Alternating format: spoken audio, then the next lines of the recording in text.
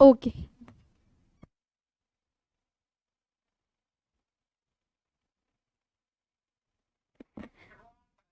Okay. Good afternoon everyone, कैसे हैं आप सभी? सभी का स्वागत है हमारे चैनल RWE पर। तो जल्दी से आ जाएंगे और आज का सेशन स्टार्ट करते हैं। कैसे हैं आप सभी? आज मैं आपको पढ़ाने वाली हूँ एक न्यू टॉपिक जिसका नाम है क्लाइमेट, जलवायु। तो आ जाएंगे, आ गए सभी? मैम। जी जी।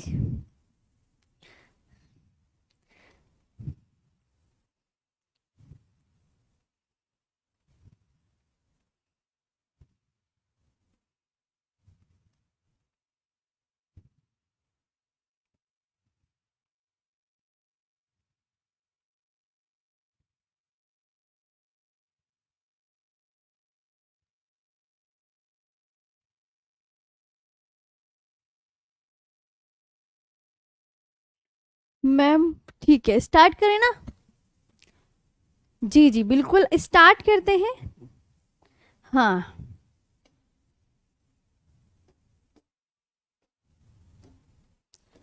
सबसे पहले तो कुछ पॉइंट्स लिखेंगे बिल्कुल अच्छे से। जैसे मैंने कहा भारत की जलवायु,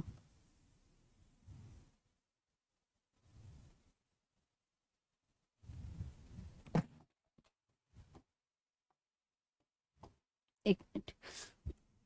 हम्म।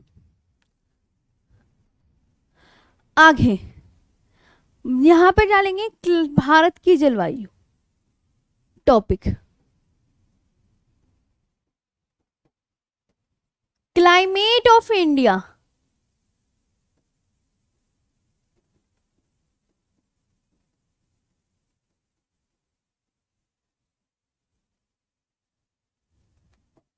सबसे पहले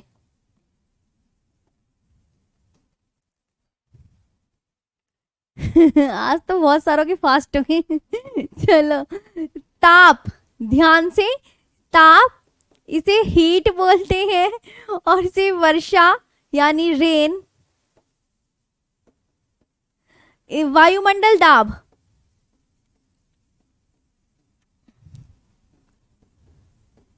एटमॉस्फेरिक प्रेशर,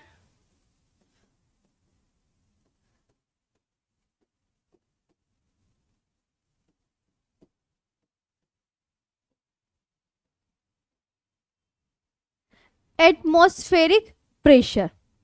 हवाओं की दिशा कैसी है? और हवाओं की दिशा, हवाओं की दिशा कैसी है? हवाओं की दिशा कैसी है? Direction of wind, of the winds,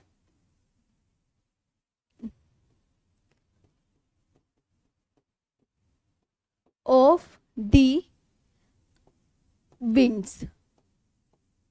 ये क्या लिखवाएं कि मैम इन सब का, या लिख देंगे ये इन सब का, इन सब की स्टडी करना ही जलवायु का अध्ययन होता है। इन सभी की स्टडी करना ही जलवायु का अध्ययन होता है।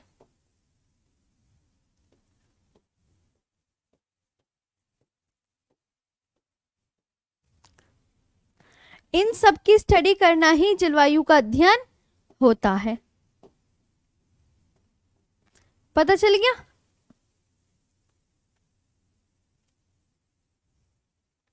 इन सब का, studying all these is the study of climate. ठीक है, चलो, इन सभी का स्टडी करना ही जलवायु का अध्ययन होता है। कि ताप का, वर्षा का, वायुमंडल दाब का, हवाओं की दिशा कैसी है, इन सभी की स्टडी करना ही क्या कहलाता है? जलवायु का अध्ययन कहलाता है। सबके कमेंट्स पहुंच रहे हैं, सब पढ़ने पे ध्यान दीजिए। हाँ जी, हाँ जी, सभी को। अच्छा, आप सबने भी करवा चौथ का व्रत रखा है तभी तो। हाँ, चलो, अब मैंने यहाँ पे कहा मौसम। मौसम की एक डेफिनेशन बता दीजिए जिसे बोलते हैं वेदर। वायुमंडल की वह अवस्था जो जल्दी जल्दी बदलती रहती है। सिंपल से आप ये लाइन याद रख लो, वायुमंडल कि वह अवस्था जो समय समय पर बदलती रहती है, समय समय पर, वायुमंडल की वह अवस्था जो समय समय पर बदलती रहती है, इसे कहते हैं मौसम। कि वायुमंडल की वह अवस्था जो कब बदल रही है, जो समय समय पर। बस आगे याद करते हैं, the state of atmosphere which keeps changing rapidly. ठीक है ना, वायुमंडल, वायुमंडल को क्या बोलता है, एटमोस्फेयर।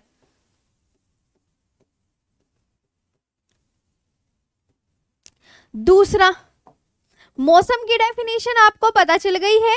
यहां पे अब हम बात करते हैं जलवायु। जलवायु की डेफिनेशन क्या होगी, ये भी एग्जाम में पूछी जाती है, क्लाइमेट बोलते हैं इसे।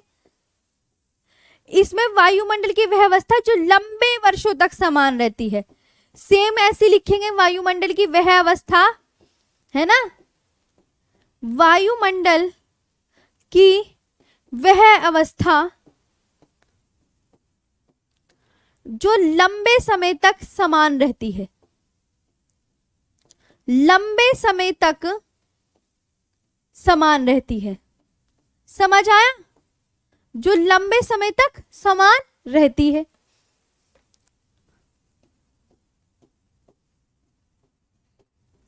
जो लंबे समय तक समान रहती है, लगभग 30 वर्षों तक समान रहती है, लगभग 30 वर्षों तक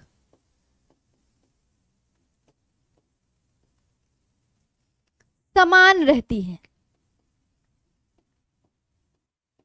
कितने वर्षों तक, इस पे गौर कर लो, ये इंपॉर्टेंट है, 30 वर्षों तक, ये इंपॉर्टेंट है, इस पे याद रख लीजिए, 30 वर्षों तक। ठीक है, ये याद रखना है, 30 वर्षों तक समान रहती है। दोनों आपको डिफरेंस पता चल गया कि सेम ही है, वायुमंडल की वह अवस्था, यहाँ पे भी यही अवस्था, वायुमंडल की वह अवस्था। तो ये सब वायुमंडल में घटित होने वाली व्यवस्था है। वायुमंडल की वह अवस्था जो समय समय पर चेंज होती रहती है, उसको क्या बोलते हैं, मौसम बोलते हैं। वायुमंडल की वह अवस्था जो लंबे समय तक समान रहती है, लगभग 30 वर्षों तक समान रहती है, उसे जलवायु बोलते हैं।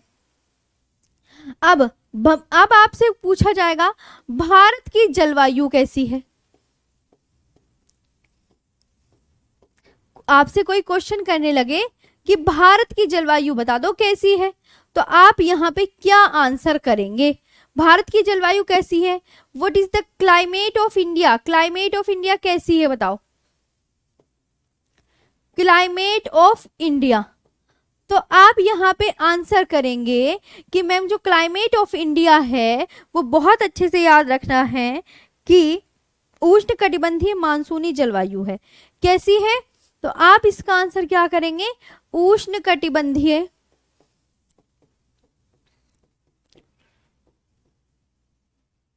मानसूनी जलवायु।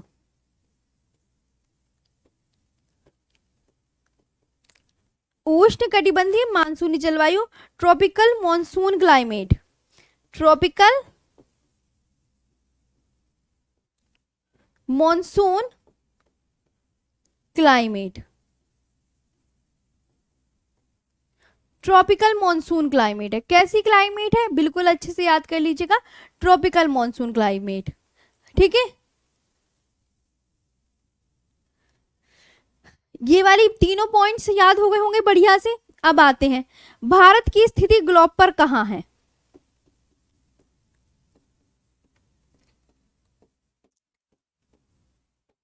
भारत की स्थिति ग्लोब पर कहां है,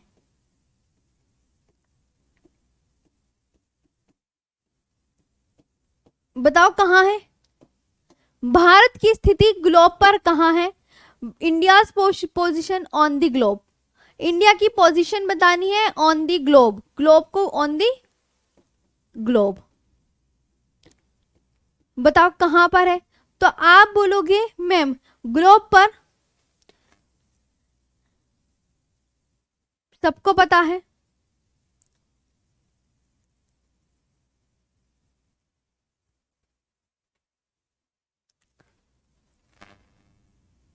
ऐसे कलर बनाया, आप बोलोगे मैम ये रहा इंडिया, ये है, यानी कहाँ है, कर्क रेखा उसके बीचों बीच से जाती है, और मकर रेखा ये रही कर्क रेखा, और ये रही मकर रेखा। कर्क रेखा को बोलते हैं ट्रॉपिक ऑफ कैंसर,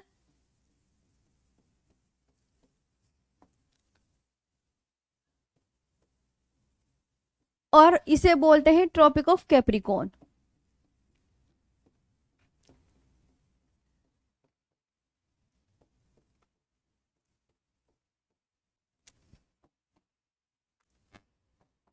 ठीक है, भारत की स्थिति ग्लोब पर कहाँ है, पता चल गया ना, यहां है इस जगह कर्क रेखा। आगे बात चलते हैं,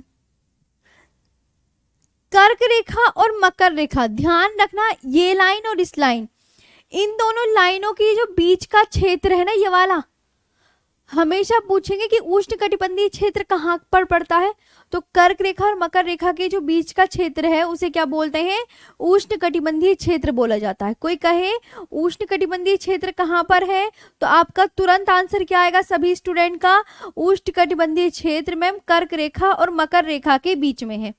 उष्ण कटिबंधीय क्षेत्र कहाँ पर है, बोलिए मेरे साथ, देवेंद्र कोई रिकॉर्डेड क्लास नहीं है, त्रिभुवन पिटोगे आप, अभी समझ में आ गया ना।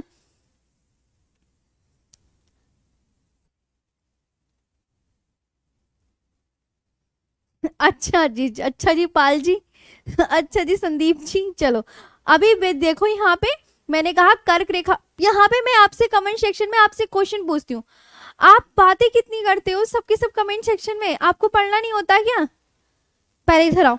चलो मैंने क्या बताया, कर्क रेखा और मकर रेखा के बीच के क्षेत्र को क्या बोलते हैं, ये आपका ट्रॉपिकल जोन में, कर्क रेखा और मकर रेखा के बीच में जो क्षेत्र पड़ता है ना, ये वाला पोर्शन, ये उष्ण कटिबंधीय क्षेत्र है, ये उष्ण कटिबंधीय क्षेत्र है। अगर मैं आपसे क्वेश्चन पूछूं कि ग्लोब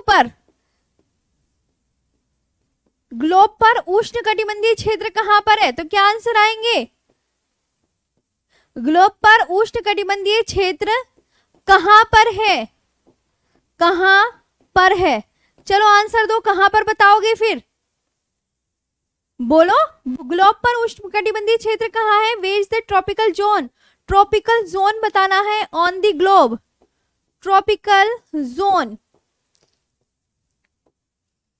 ऑन द ग्लोब।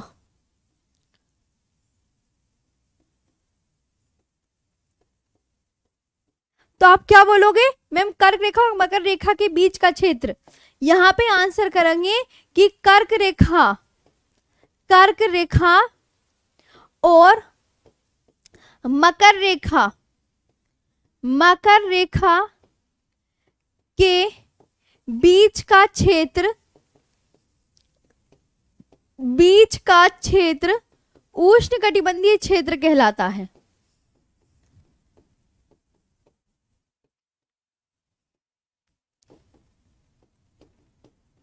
उष्ण कटिबंधीय क्षेत्र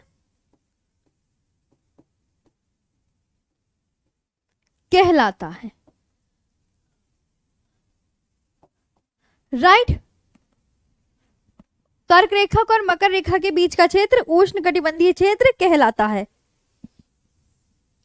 between the tropic of cancer and the tropic of capricorn is called the tropical region, ठीक है, ट्रॉपिक ऑफ कैंसर बोलते हैं कर्क रेखा को, मकर रेखा को ट्रॉपिक ऑफ कैप्रिकॉर्न बोलते हैं।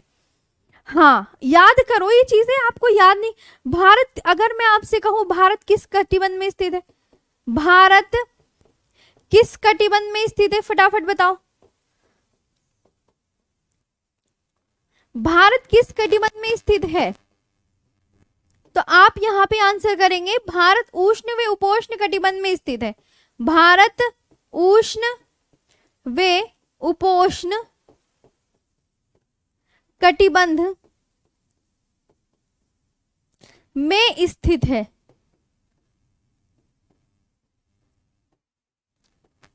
भारत किस कटिबंध में स्थित है, यह आपको याद रखना है, भारत उष्ण में उपोष्ण कटिबंध में स्थित है, ठीक है। इंडिया ट्रॉपिकल एंड सब ट्रॉपिकल जोन, ट्रॉपिकल एंड सब ट्रॉपिकल जोन।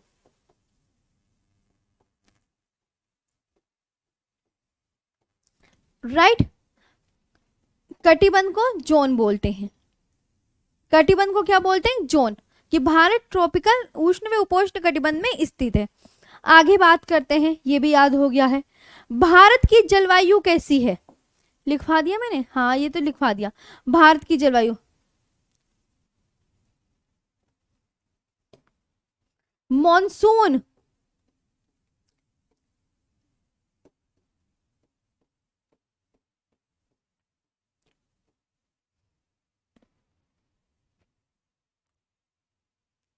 मॉनसून शब्द की उत्पत्ति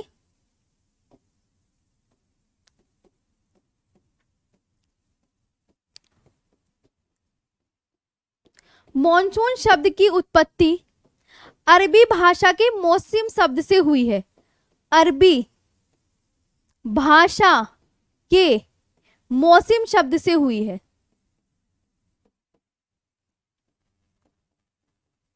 ठीक है, मॉनसून शब्द की उत्पत्ति जो हुई है वो मॉनसून शब्द की उत्पत्ति अरबी भाषा के मौसम शब्द से हुई है, जिसका अर्थ है मौसम के अनुसार, जिसका अर्थ है मौसम के अनुसार, मौसम के अनुसार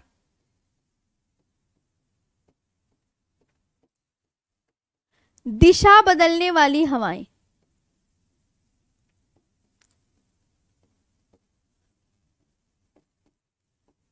दिशा बदलने वाली हवाएं।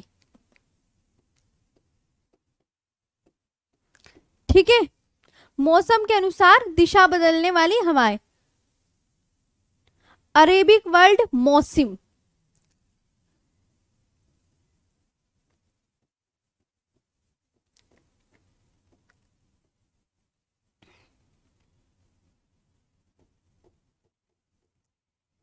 ठीक है, अरेबिक वर्ल्ड मौसम से ली गई है।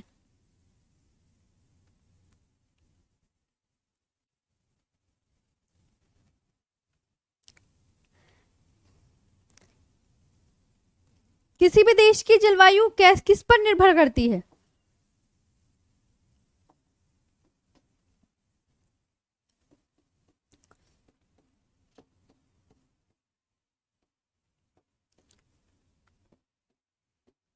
किसी भी देश की जलवायु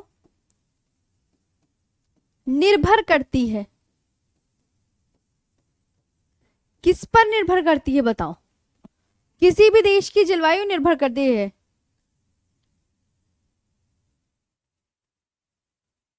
तो उस स्थान की समुद्र से दूरी कितनी है? उस स्थान की समुद्र से दूरी कितनी है?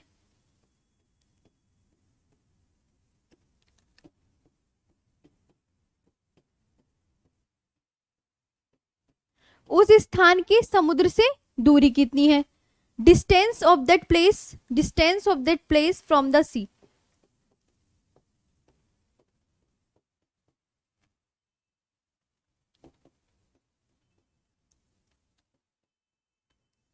From the sea.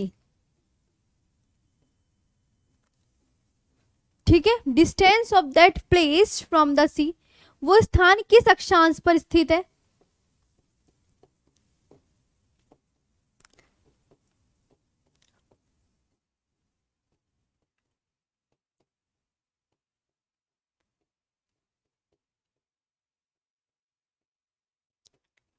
वो स्थान किस अक्षांश पर स्थित है?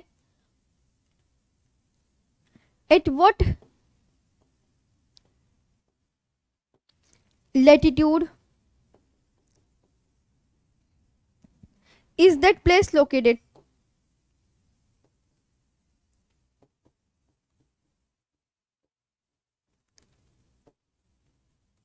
ठीक है,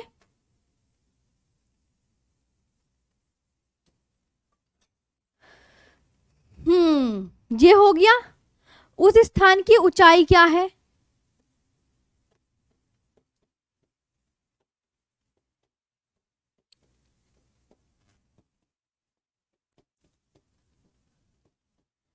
इससे पता चलेगा उस स्थान की ऊंचाई क्या है, what is the altitude of that place.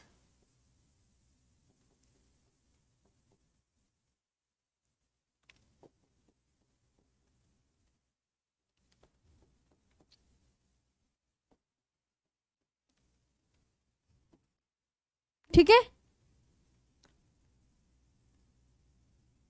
हाँ, ये आपको याद रखना है। वहां पर पहाड़ों की स्थिति कैसी है, एक और लिख लो, ये तो तुम्हें आगे लिखना पड़ेगा, तुम अपने में नीचे लिख लेना है ना, यहाँ पे लिख लो, चलो। वहां की,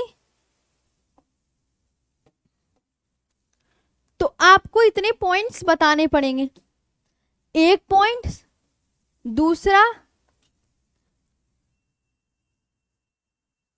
एक, दूसरा, तीसरा और चौथा, चौथा पॉइंट्स आप ना यहां लिख लो कि वहां पर पहाड़ों की स्थिति कैसी है।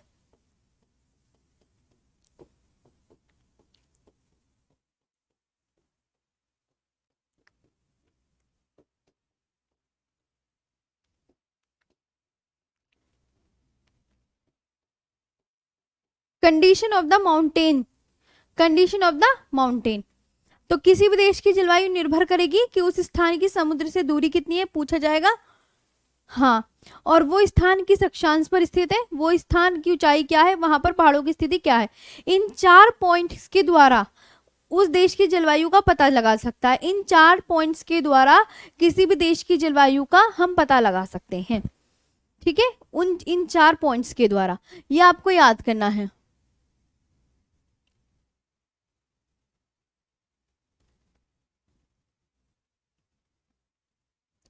हाँ जी, तो ये हो गया वहां पर पहाड़ों की स्थिति कैसी है।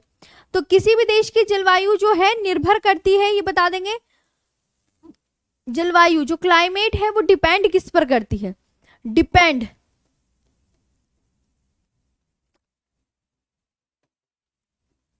क्लाइमेट डिपेंड किस पर करती है, तो आप ये वाले जो पॉइंट्स हैं ये याद कर लेंगे। क्लाइमेट,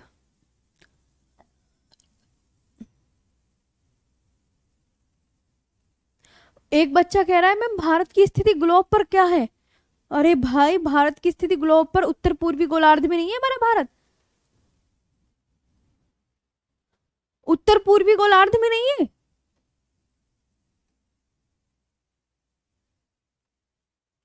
दिख नहीं रहा ग्लोब पर,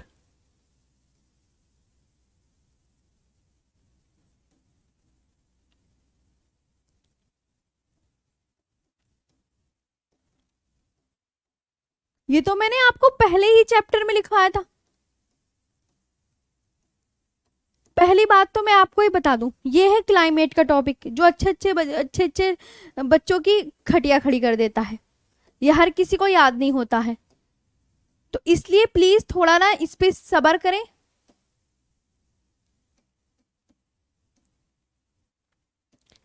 हाँ, और थोड़ा पढ़ने पे ध्यान दे।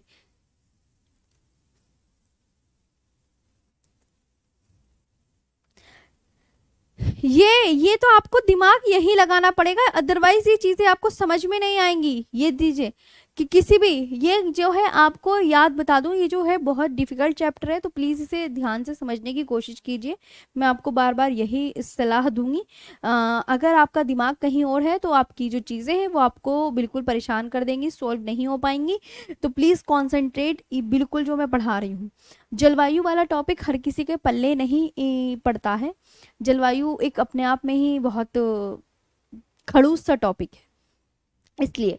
तो किसी भी देश की जलवायु निर्भर करती है उस स्थान की समुद्र से दूरी कितनी है, पूछा जाएगा कि अगर आपसे कोई पूछे तो ये बता देंगे कि वे स्थान किस अक्षांश पर स्थित है, उस स्थान की ऊंचाई क्या है, वहां पर पहाड़ों की स्थिति कैसी है। आगे आते हैं, लगते हैं।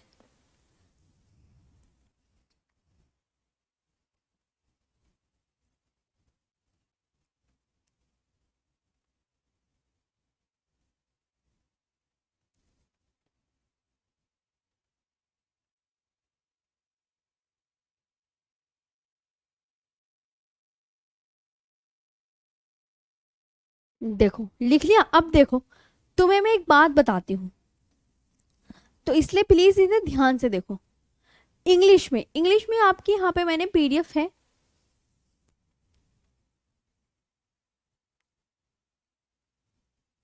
जैसे ये है, बात कर लें यहाँ तक तो हमने कर लिया। अब बात आती है शिमला की। ये कह रहा है कि शिमला और अमृतसर, इसे यहाँ पे पढ़ेंगे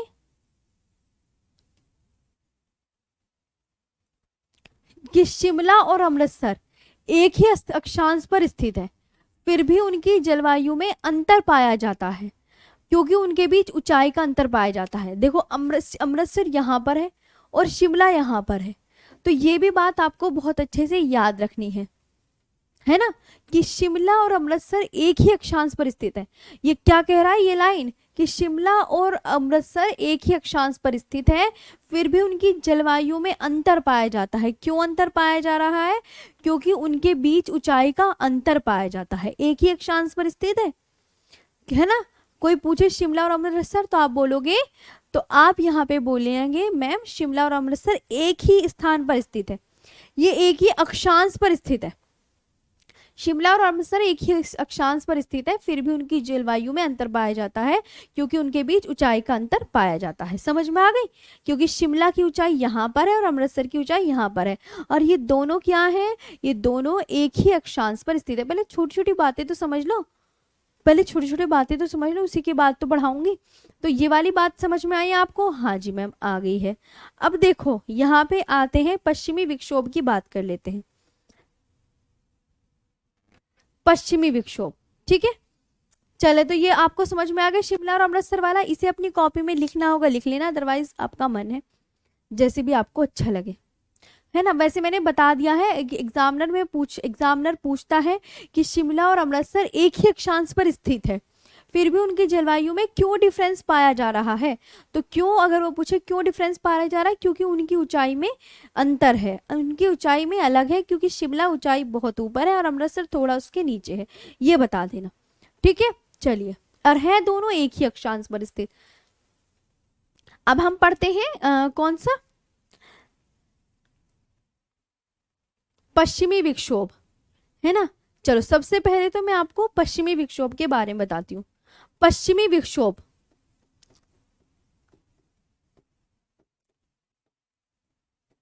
कुछ याद नहीं करना इसमें। देखो मैं आपको तुरंत अच्छे से बताती हूँ। इसे इंग्लिश में बोलते हैं वेस्टर्न डिस्टर्बेंस। इसे इंग्लिश में क्या बोलते हैं? Western disturbance.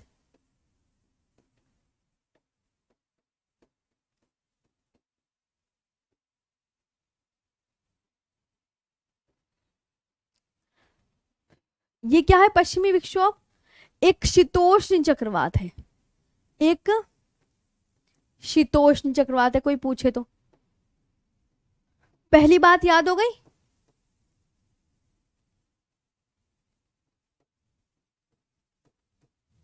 जो पश्चिमी विक्षोभ है वो एक शीतोष्ण चक्रवात है, ठीक है। टेम्परेट साइक्लोन, कैसा है? Temperate cyclone, it is a temperate cyclone, ठीक है। पश्चिमी विक्षोभ क्या है? टेम्परेट साइक्लोन है, और पश्चिमी विक्षोभ से शीत ऋतु में वर्षा होती है। कब होती है? पश्चिमी विक्षोभ से कब वर्षा होती है? पश्चिमी विक्षोभ से शीत ऋतु में वर्षा होती है। कौन से ऋतु में? वेरी इंपॉर्टेंट, याद कर लो फटाफट। कौन सी ऋतु में? पश्चिमी विक्षोभ से आपने क्या बोलना है? शीत ऋतु में वर्षा होती है। इस पे फोकस करो। कि मैंने आपसे पूछा, चलो मुझे कमेंट सेक्शन में बताओ पश्चिमी विक्षोभ एक कैसा चक्रवात है। सब मुझे कमेंट सेक्शन में लिख के बताओ। वेस्टर्न ही बोलते हैं। पश्चिमी विक्षोभ से शीत ऋतु में वर्षा होती है ना। मैंने कहा पश्चिमी विक्षोभ कैसा चक्रवात है, कॉपी में लिखो ना। लिखने का समय तो दे दिया, लो लिखो।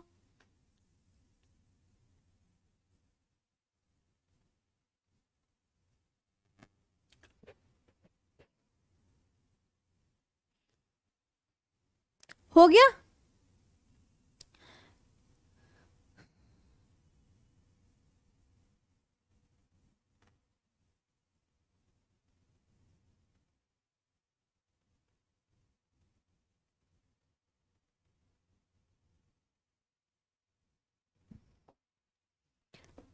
पश्चिमी विक्षोभ मॉनसून से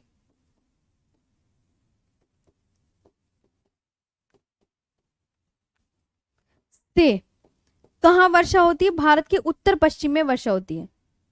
भारत के उत्तर पश्चिम में वर्षा होती है। पहली बात ये समझ में आई बिल्कुल कि अब पूछ रहा है कि किस दिशा में वर्षा होती है, तो आप यहाँ पे इसको याद कर लें। उत्तर पश्चिम में वर्षा होती है, शीत ऋतु में वर्षा होती है, शीतोष्ण चक्रवात है। पश्चिमी विक्षोभ के 3 पॉइंट्स याद हो गए आपको कि western disturbance rainfall is the north west of India due to west Bengal monsoon. ठीक है, और भारत में वर्षा कहाँ कहाँ होती है पश्चिमी विक्षोभ से? भारत में पश्चिमी विक्षोभ से वर्षा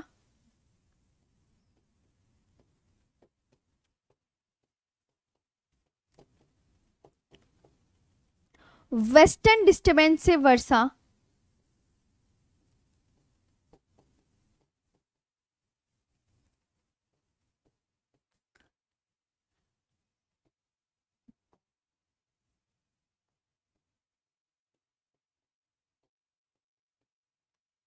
भारत में पश्चिमी विक्षोभ से वर्षा पता कहाँ कहाँ होती है? इन स्टेट को याद रखना है, पंजाब, हरियाणा, पश्चिमी यूपी,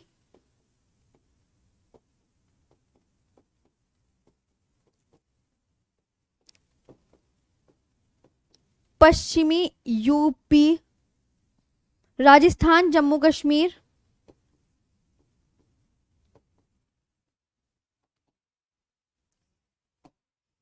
जम्मू कश्मीर,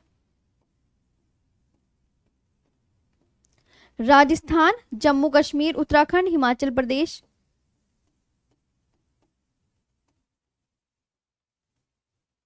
हिमाचल प्रदेश में वर्षा होती है।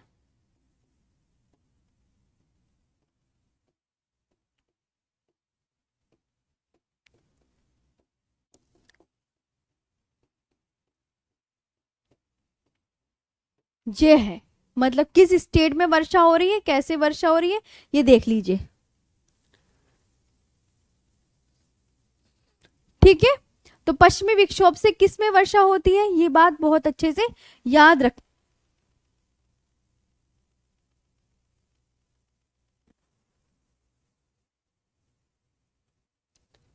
विंटर सीजन में वर्षा होती है, याद रखना कब वर्षा होगी इससे? विंटर सीजन में। विंटर सीजन में वेस्टर्न डिस्टर्बेंस जो है भारत की कौन सी दिशा में बढ़ता है? North west of India, India की नॉर्थ वेस्ट में वर्षा करता है। ठीक है, नॉर्थ वेस्ट में, और पश्चिमी विक्षोभ से इन स्टेट में वर्षा होती है, ये याद रखना। और पश्चिमी विक्षोभ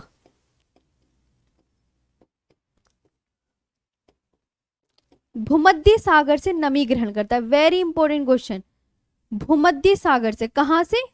भूमध्य सागर से, भूमध्य सागर से नमी ग्रहण करता है,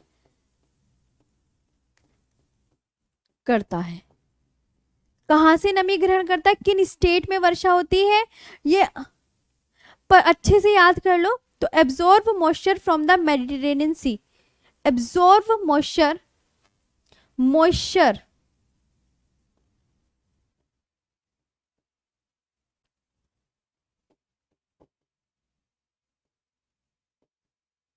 फ्रॉम दी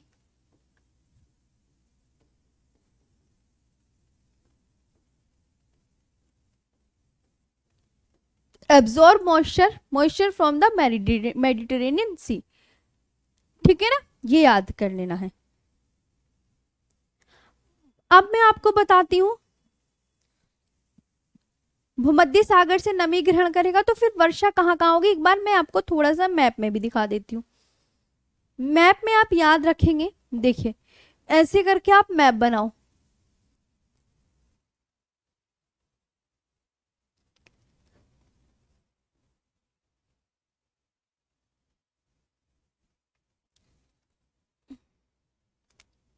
देखो आप ना बोलना यहाँ पे कहाँ कहाँ वर्षा होगी, यहां से वो एंटर करेगा, यहाँ पे आपका भूमध्य सागर है इस जगह, यहाँ भूमध्य सागर है और यहाँ से ये एंटर करके ये ऐसे वर्षा करेगा, ये ऐसे यहाँ इन सब में घुस के यहाँ पे सब में वर्षा होगी। कहाँ कहाँ होगी आपको मैंने बताई दी है कि पंजाब में, हरियाणा में,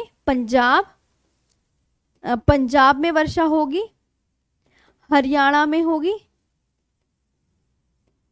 यूपी, राजस्थान और उत्तराखंड। ठीक है, उत्तराखंड, यहाँ यूपी, और कहाँ कहाँ वर्षा होगी, जम्मू कश्मीर में और हिमाचल प्रदेश, हिमाचल प्रदेश में, जम्मू कश्मीर में, ऐसे में वर्षा होगी। इतने में पश्चिमी विक्षोभ से जो वर्षा होगी वो ये ऐसे होगी।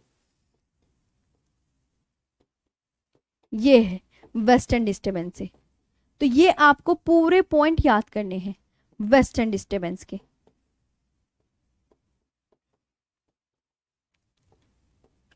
ये पूछा जाता है कि इन इन स्टेट में वर्षा होती है, ये बहुत अच्छे से याद रखनी है। और भूमध्य सागर में नमी ग्रहण करता है, ये भी याद करनी है। पश्चिमी विक्षोभ से होने वाली वर्षा को राजस्थान में क्या नाम दिया जाता है, ये भी पूछा जाता है। पश्चिमी विक्षोभ से होने वाली वर्षा राजस्थान में, पश्चिमी विक्षोभ से होने वाली वर्षा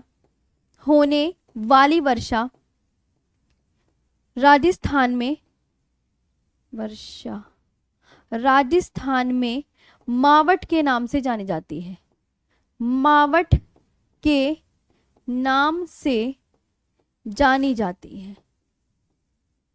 पश्चिमी विक्षोभ से होने वाली वर्षा राजस्थान में मावट के नाम से जानी जाती है।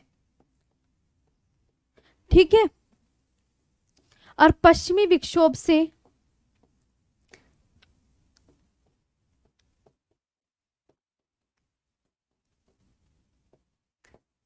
होने वाली वर्षा किस फसल के लिए लाभदायक होती है, होने वाली वर्षा रबी फसल के लिए, रबी की फसल के लिए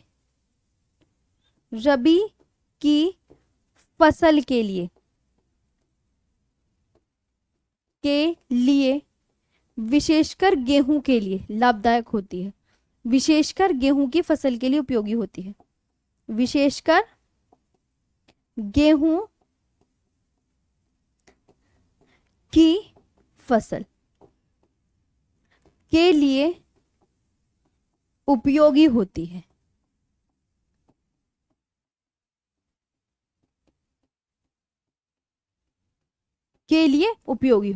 ये बहुत अच्छे से याद रखने हैं। ये आपकी पूरा पश्चिमी विक्षोभ निपट गई है। बताओ आपको समझ में आया पश्चिमी विक्षोभ? ठीक है, मैंने पश्चिमी विक्षोभ पूरा अच्छे से करवा दिया है। एक बार इसे यहाँ पे देख लीजिएगा। ये बस पश्चिमी विक्षोभ से जो पॉइंट्स है आपको इतने ही याद करने हैं कि पश्चिमी विक्षोभ से होने वाली वर्षा राजस्थान में किस नाम से जानी जाती है, तो आप क्या बोलोगे, मावट के नाम से। आपको ये याद हुआ? पहले आप मुझे बताओ, तभी आगे करवाऊंगी, अदरवाइज नहीं करवाऊंगी, है ना। और रबी की फसल कौन कौन सी है आपको तो याद होगा ना, गेहूं, जौ, चना, मटर, मसूर, आलू, सरसों, राई, मसूर की दाल। नमी ग्रहण करने का अर्थ क्या है मैम जी? नमी ग्रहण करने का अर्थ देखो, आपको पता है भूमध्य सागर है, और भूमध्य सागर क्या है, जल। भूमध्य सागर में बहुत सारा जल है। अब सपोज करो भूमध्य सागर में जल है, ये हवाएं आई इस समुद्र से आ रहे, इस समुद्र में आई ये हवाएं, और इसने क्या करा, समुद्र से हवाओं ने नमी ग्रहण कर लिया, अपने अंदर पानी एब्जॉर्ब कर लिया। अब नमी ग्रहण करके ये होता है, अब ये यहाँ पर पहुंच गई है, और इन्होंने क्या करा, जब नमी ग्रहण करी, भारत में एंटर करी, तो इन्होंने इन स्टेट में यहाँ पे गिरा दी। उपोष्ण का मतलब होता है टेम्परेट। ठीक है, तो यही आपका मैप है। सब समझ में आया? देखो मैंने बहुत अच्छे से एक एक पॉइंट लिखवाया कि पश्चिमी विक्षोभ कैसा चक्रवात है, आपसे एग्जाम में पूछा जाएगा, आप बोलोगे शीतोष्ण चक्रवात है। पहली बात ये याद रखेंगे 101%। क्लाइमेट का टॉपिक बहुत डिफिकल्ट होता है, तो प्लीज थोड़ा सा आप अच्छे मन से पढ़ो, दिल से पढ़ो। पश्चिमी विक्षोभ से किस ऋतु में वर्षा होती है? आप बोलना शीत ऋतु में वर्षा होती है। याद चाहिए मुझे, सभी बच्चों से मैं पिटाई कर दूंगी। और पश्चिमी विक्षोभ, इधर देखो, पश्चिमी विक्षोभ से भारत की कौन सी दिशा में वर्षा हो रही है ना, कौन सी दिशा में वर्षा हो रही है, मैं इतने अच्छे से समझा रही हूँ। धराओ उत्तर पश्चिम में वर्षा हो रही है। कौन सी दिशा में? पश्चिम में, है ना। और भारत के पश्चिमी विक्षोभ से वर्षा किन स्टेट में होगी, तो पंजाब, हरियाणा, पश्चिमी यूपी, राजस्थान, जम्मू कश्मीर और हिमाचल प्रदेश। यानी आप दिमाग में बैठा लो, जो वेस्टर्न डिस्टर्बेंस है उससे उत्तर भारत में वर्षा हो रही है, दक्षिण भारत में नहीं हो रही। कहीं बताई मैंने दक्षिण भारत में, बताई नहीं ना। उत्तर मैंने नॉर्थ ईस्ट स्टेट में बताई, बिल्कुल नहीं बताई। मैंने क्या बताई है, सिर्फ वर्षा कहाँ हो रही है, ऊपर पंजाब, हरियाणा, पश्चिम यूपी, राजस्थान, जम्मू कश्मीर और हिमाचल प्रदेश। कि मैम हाँ ये तो उत्तर भारत में ही हो रही है और तो कहीं हो ही नहीं रही है। पश्चिमी विक्षोभ कहाँ से पानी ग्रहण करता है, तभी तो आगे चल के गिराएगा वो वर्षा के रूप में। तो भूमध्य सागर, मेडिटेरेनियन से नमी ग्रहण करता है। अब भूमध्य सागर जिससे नमी ग्रहण कर ली, इसने इतने स्टेट में यहाँ पे वर्षा करवा दी, बस पूरे इतने ही स्टेट में वर्षा करवाता। देखो और कहीं मैंने ना इधर वर्षा करा रहा, ना दक्षिण भारत में वर्षा करा रहा है। ये भी आपको समझ आया है ना। पश्चिमी विक्षोभ से होने वाली वर्षा राजस्थान में क्या कहा जाता है, राजस्थान में पश्चिमी विक्षोभ से होने वाली वर्षा को मावट के नाम से जाना जाता है। और पश्चिमी विक्षोभ से होने वाली वर्षा रबी की फसल के लिए विशेषकर गेहूं की फसल के लिए उपयोगी होती है। कि पश्चिमी विक्षोभ से होने वाली वर्षा को राजस्थान में मावट कहते हैं, और पश्चिमी विक्षोभ जो है रबी की फसल के लिए बहुत लाभदायक है। पश्चिमी विक्षोभ से शीत ऋतु में वर्षा होती है, और उत्तर पूर्वी भारत में ही उत्तर कहाँ वर्षा होती है, यहाँ पे ये क्या लिखा हुआ है, तो आप बोलोगे मैम उत्तर पश्चिम में वर्षा होती है। उत्तर पूर्वी मत लिख देना इस दिशा की जगह, वरना पिटाई हो जाएगी, है ना। उत्तर पश्चिम में वर्षा होती है, उत्तर पश्चिम में वर्षा होती है। और कौन सी ऋतु में, शीत ऋतु में। अब मैंने आपको बहुत अच्छे से समझा दिया है। अब मैं आपको प्री मॉनसून वर्षा, तो पश्चिमी विक्षोभ आपको याद हो गया, हाँ बोलो पहले, हाँ बोलो फटाफट, फिर तब बताऊंगी आगे की बात, तभी बताऊंगी आगे की बात, अदरवाइज नहीं बताने की। जल्दी से बताओ।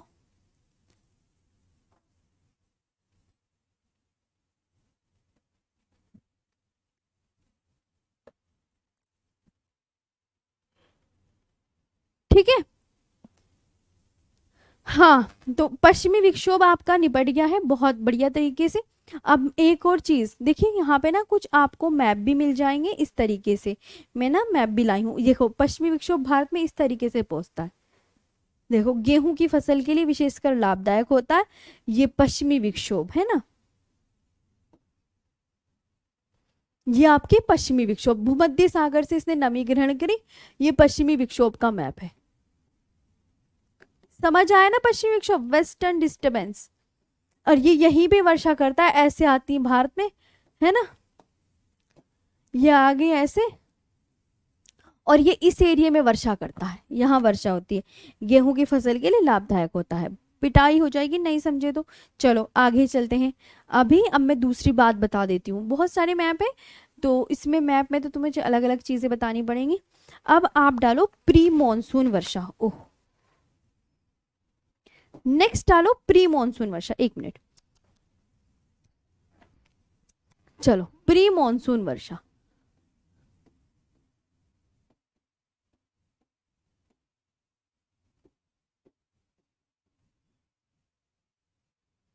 एक मिनट,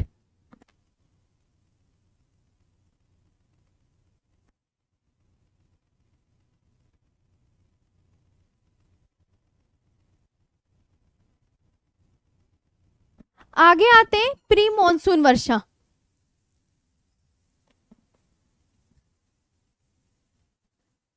चलो प्री मॉनसून वर्षा, अब आता है मॉनसून पूर्व की वर्षा, इसके बारे में और बता देते हैं।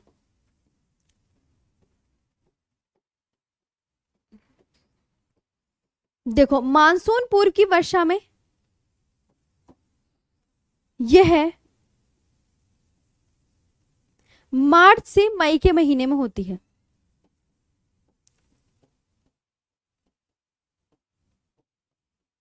के महीने में होती है, यह मार्च से मई के महीने में होती है, और भारत में लगभग 10% वर्षा होती है। भारत में लगभग प्री मॉनसून से भारत में लगभग कितनी वर्षा होती है? तो आप क्या बोलोगे? प्री मॉनसून वर्षा से भारत में लगभग 10% वर्षा होती है।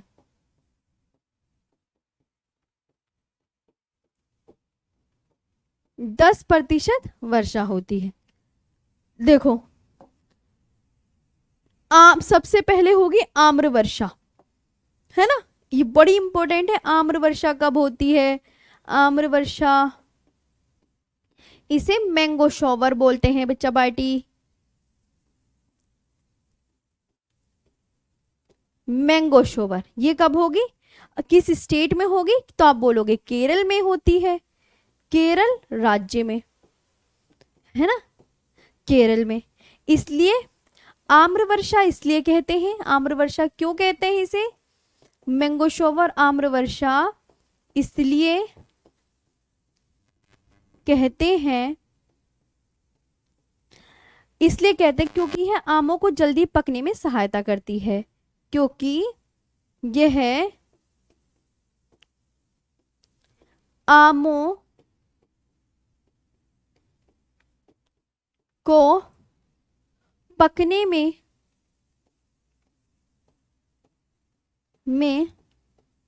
जल्दी सहायता करती है।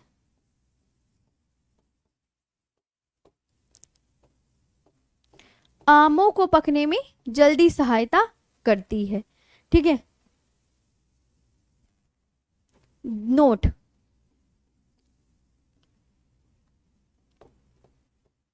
ग्रीष्म ऋतु के खत्म होते होते ही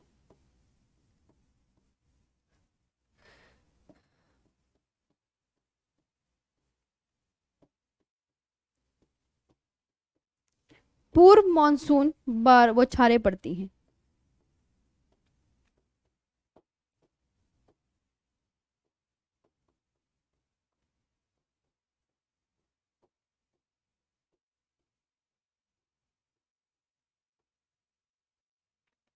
ठीक है, ये समझ आया?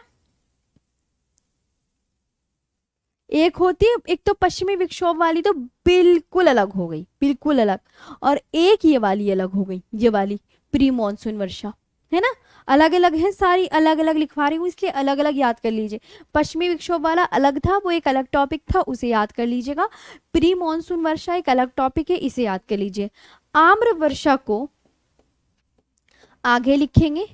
अब देखो, आम्र वर्षा तो पता चल गई केरल स्टेट में होती है, आपके लिए इतना ही इंपॉर्टेंट है।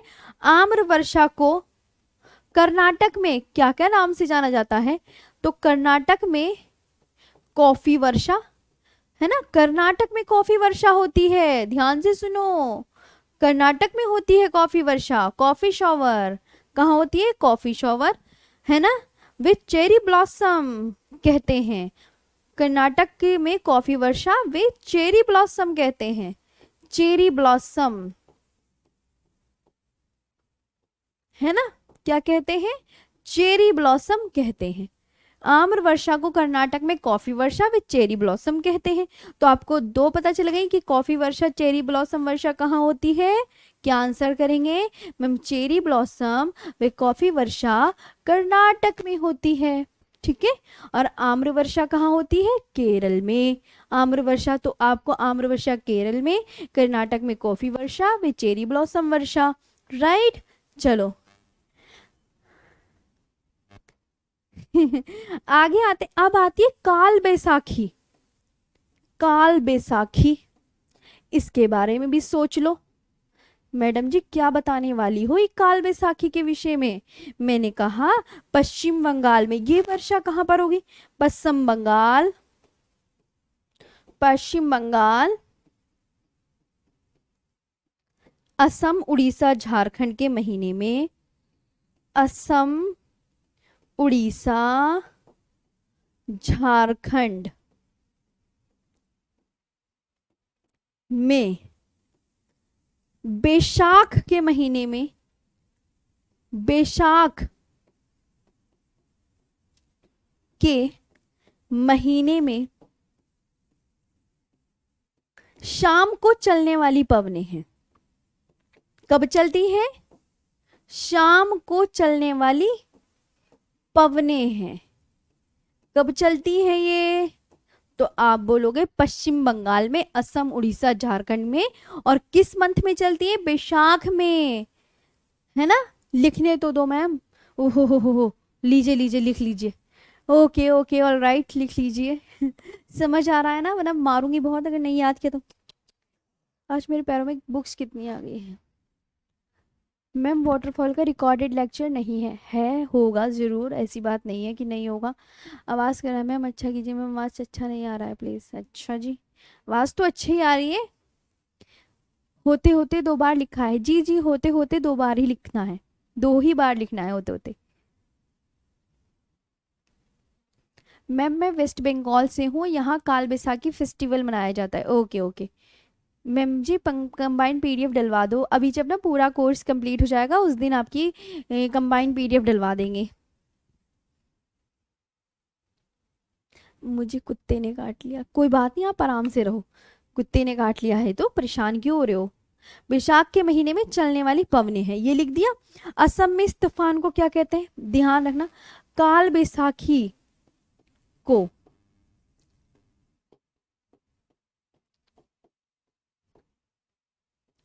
तूफान को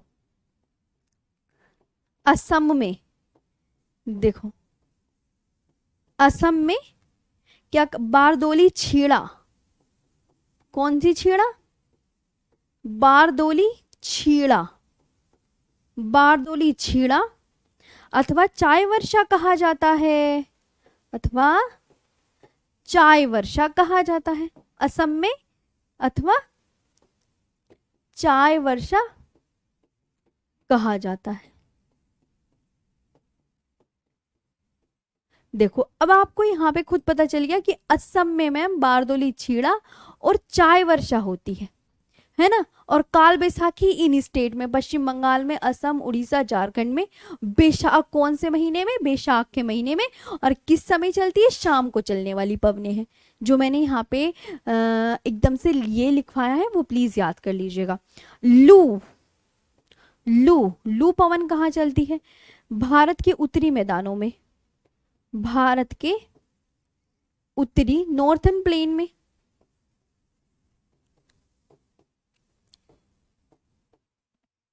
यूपी, बिहार, राजस्थान, दिल्ली में।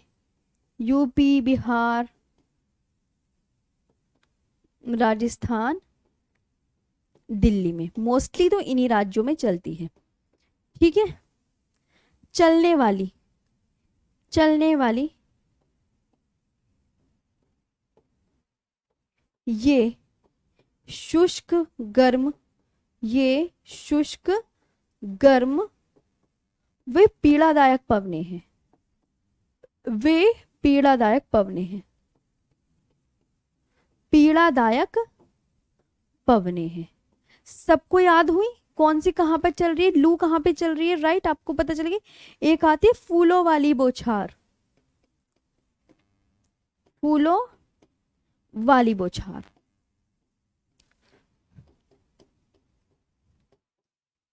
फूलों वाली बौछार बता दो। आप बोलोगे मैम इस वर्षा में केरल, केरल वे निकटवर्ती कहवा,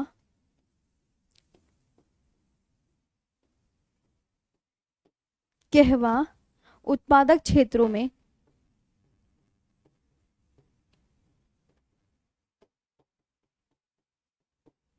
कहवा के फूल खिलते हैं।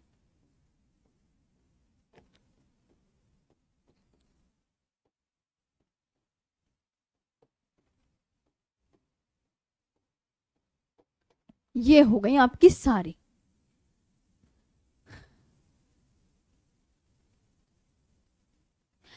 अंशुल यादव जी, मैं सर हूँ। अंशुल यादव कहते हैं एटा के सुपेती से हूँ मैम।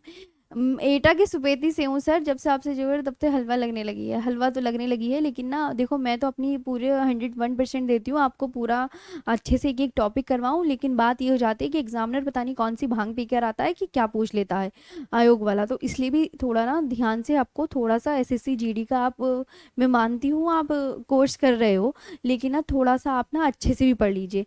मैम हरियाणा छोड़ दिया, मैम आपने हरियाणा छोड़ दिया मैंने, जी जी आप ना हरियाणा लिख लीजिएगा। कहाँ लिखना है? ओ की लू, ओके लू हरियाणा में भी लिख लीजिएगा, ठीक है लू हरियाणा में भी लिख लीजिएगा, लू हरियाणा में। तो थोड़ा ना एसएससी जीडी को सिलेबस जो अभी आयोग ने जो पेपर कराया है ना उसको देखते हुए ना थोड़ा सा ना अच्छे से करवा सकती हूँ, है ना, थोड़ा मैं ये चाहती हूँ कि आप बहुत अच्छे से करें, और मैं चाहती हूँ कि सारे क्वेश्चन ज्योग्राफी के मेरी क्लास से बने, तो प्लीज़ थोड़ा सा एफर्ट आप ज़रूर कर लीजिएगा और इन्हें याद कर लीजिएगा। आप अच्छे हो ना, हाँ अच्छे हो तो प्लीज़ याद कर लीजिएगा। और ये जो है ये जो सिलेबस है आपके लिए बेहद इंपॉर्टेंट है। आप देखो, आप 30 दिन हुए हैं मेरे से ज्योग्राफी पढ़ते हुए, थोड़ा सा यार 10-15 दिन और पढ़ लो, इससे क्या होगा, आप अगर एक बार पढ़ लोगे तो आपको ज्योग्राफी की और बहुत सारी चीज़ें याद हो जाएंगी। आप किसी भी बुक से पढ़ो, बुक से ज़्यादा आपको यहाँ कंटेंट दूंगी मैं, 101% गारंटी है, 101%। बुक में इतना नहीं होगा जितना आपको यहाँ मिल जाएगा, और बिल्कुल टू द पॉइंट चीज़ें आपको यहाँ पे कवर करवाई जाएगी, ये नहीं कि बुक की चीज़ें हो गई हैं, है ना, करवाते सब बुक से हैं, लेकिन यह है कि टॉपिक बहुत इंपॉर्टेंट है। तो अब बताओ आज का सेशन कैसे लगा, यहीं पे ओवर करते हैं आज की क्लास। अब फूलों वाली बौछार, लू, काल बैसाखी, देखो कितनी सारी याद करवा दी मैंने, अब तुमने याद नहीं करी तो पिटाई हो जाएगी। और ये आम्र वर्षा कहाँ होती है, कर्नाटक में कॉफ़ी वर्षा व चेरी ब्लॉसम वर्षा होती है। तो अभी आपको मैंने 2-3 चीज़ें प्री मानसून वर्षा सिखा दी, पश्चिमी विक्षोभ सिखा दिया, कल और दो पाठ पढ़ेंगे, एक तो उत्तर पूर्वी मानसून से होने वाली वर्षा और एक दक्षिण पश्चिम मानसून से होने वाली वर्षा। अब बता दो आज का ये सेशन कैसा लगा, और बाइलिंगुअल पीडीएफ भी है आप सभी छात्र छात्राओं के लिए, ये आपकी ये तो भी कल के टॉपिक है, तो प्लीज़ इन पे मत जाइएगा, ये मैं कल बताऊंगी आपको। ये कल के टॉपिक है, ये आपकी बाइलिंगुअल पीडीएफ है, ये आपको प्रोवाइड हो जाएगी, और इससे भी आप चीज़ें थोड़ा सा देख सकते हैं और अच्छे से याद कर सकते हैं, राइट, सब कुछ है, ऑल चीज़ें हैं, ठीक है। चलिए तो आज का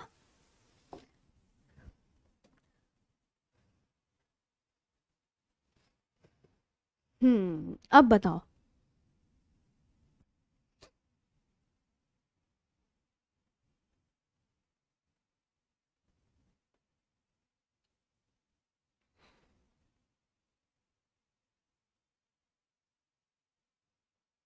सेशन बता दीजिए कैसा लगा, इतने में आपको ना थोड़ा सा पहाड़ों पर खाना देर से क्यों पकता है ये भी आपको बता देंगे, कल बता देंगे। पहाड़ों पर देर से क्यों पकता है एक आपको पीडीएफ में मिलेगा 2-3 लाइन का, वो आप पढ़ लीजिएगा पीडीएफ से, ये मत कहना आरुषि मैम ये करवाया नहीं था क्लास में, पढ़ लेना ध्यान से। हम्म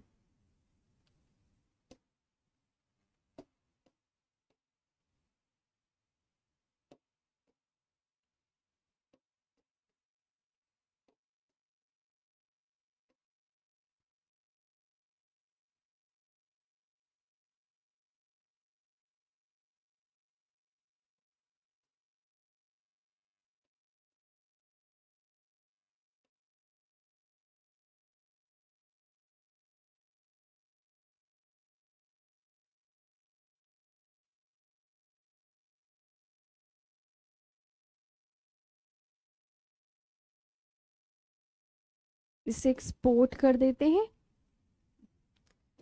चलिए तो अच्छा लगा सेशन मैम आपको, क्या मैम, ओके बाय मैम। हम्म मैं बस आपसे यही कहना चाहूँगी, थोड़ा सा मेहनत करके पढ़ लीजिएगा, थोड़ा अगर मैं एक्स्ट्रा भी पढ़ा रही हूँ तो उसी भी पढ़ लीजिएगा, और थोड़ा सा आपको जो टॉपिक देखो मैं आपको बताती हूँ, ज्योग्राफी हर जगह से इजी नहीं है, कुछ टॉपिक हार्ड हैं, तो प्लीज़ हार्ड टॉपिक भी पढ़ने की कोशिश कीजिएगा। हार्ड टॉपिक भी बहुत सारे हैं, तो ये मत सोचिएगा कि हार्ड हार्ड हमें, देखो मैं आपकी तरह ही तो इंसान हूँ, मैं आपको समझा रही हूँ, मैं अपना पूरा समझाने की कोशिश करती हूँ, लेकिन समझना आपको भी होता है, आप अपना थोड़ा सा एफर्ट लगाइए कि आपको समझ आ रही है चीज़ें, नहीं आ रही। थोड़ा सा तो काम आपको भी करना है ना, बाकी तो हम कर ही रहे हैं। चलो आज के लिए इतना ही। Thank you so much, bye.